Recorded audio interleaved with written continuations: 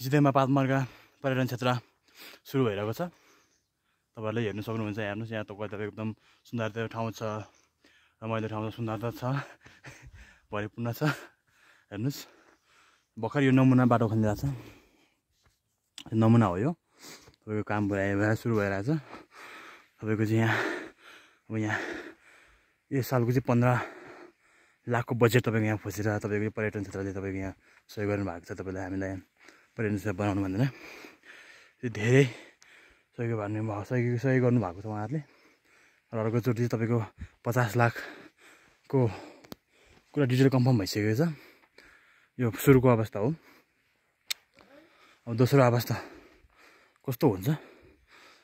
15 लाखको अब यो समाज फिरिसकेपछि अर्को वर्ष तपाईहरुको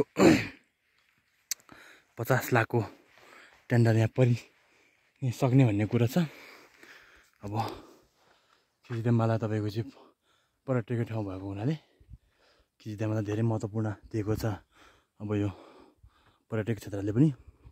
त्यही भएर अब यहाँ हरेक चराचुरुङ्गी अब वन्यजन्तु हेर्नुको लागि यहाँ पर्यटक क्षेत्र बनाएको हो। किनभने यहाँ हरेक पाइन्छ। यहाँ डाँफेदेखि मुनालदेखि लगेर तपाईको यहाँ पालेको जत्तिकै घरमा पालेको जति हेर्नु पाइन्छ। दर्शकहरू घरमा पालेको जत्तिकै हेर्नु पाइन्छ।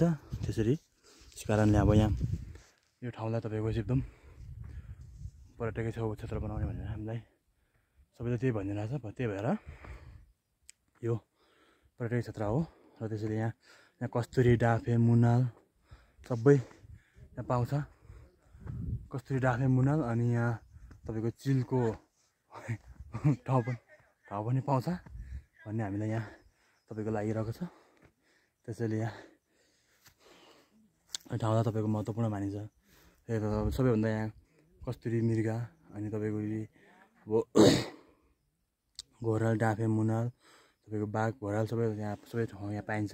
त्यस कारणले तपाईहरुले यहाँ यो हेर्न सक्नुहुन्छ। तपाईहरुले सबै यो भिडियो हेरेर तपाईहरुले पनि मनोरञ्जन गर्न सक्नुहुन्छ। नमस्ते।